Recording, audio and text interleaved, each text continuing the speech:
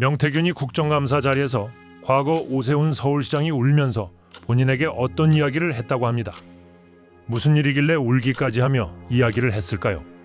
이 영상을 끝까지 보시면 명태균과 오세훈 시장 사이에 어떤 사건이 있었는지 그 진실이 무엇인지 알게 되실 겁니다.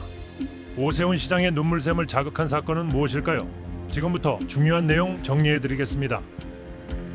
먼저 사건의 배경은 2021년 4월 서울시장 보궐선거가 치러질 때였습니다. 명태균 씨 측의 주장은 이렇습니다. 경향신문 보도에 따르면 오 시장과의 만남은 김영선 전 국민의힘 의원이 주선했다.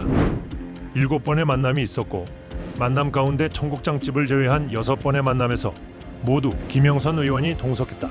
그 증거도 가지고 있다. 그리고 김영선 의원이 내가 내 손으로 오세훈을 잡아넣는구나 하며 울었다고도 했고 2021년 1월 22일에 장복터널을 지나고 있는데 오세훈이 울면서 전화를 했다.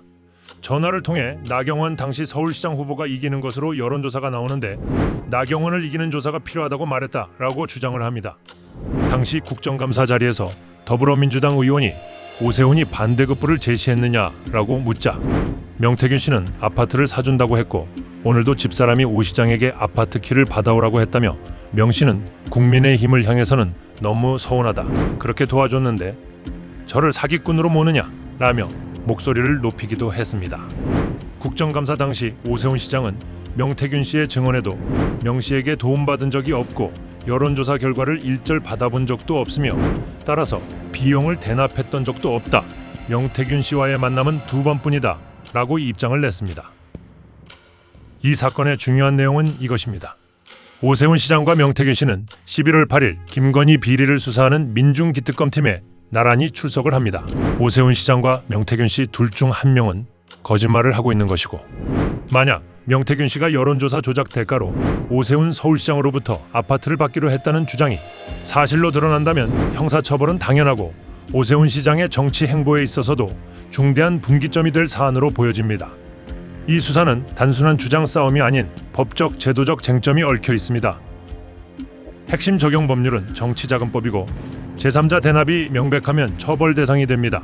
수사의 흐름상 명태균 씨 측의 압수수색과 계좌이체 정황이 보도됐고 특검이 11월 8일 두 사람을 대질신문하기로 했으며 이 대질신문에서 승부가 날 가능성이 높습니다.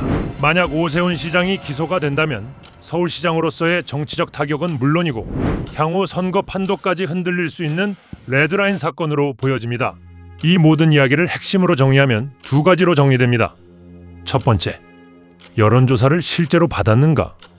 두 번째, 그 비용은 누가 냈는가? 11월 8일 대질신문 이후 누가 진실에 가까운지 드러나게 될 것입니다.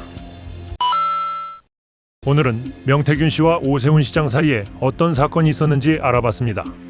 누구의 말이 진실인지는 알 수 없지만 권력과 돈이 얽히는 그 지점, 정치적 유불리를 떠나 우리는 그 진실을 요구할 권리가 있습니다. 수면 밑에서 진행되는 이러한 일들을 정확한 팩트와 사실들을 통해 우리 스스로가 알아야 합니다. 앞으로도 이러한 일들을 정확한 사실과 팩트를 기반으로 알려드리겠습니다. 구독과 좋아요, 댓글은 그 팩트를 알아가는 데 힘이 되고 원동력이 됩니다. 응원하신다면 좋아요와 구독, 댓글 꼭 해주시면 감사하겠습니다. 오늘 영상 시청해주셔서 감사합니다.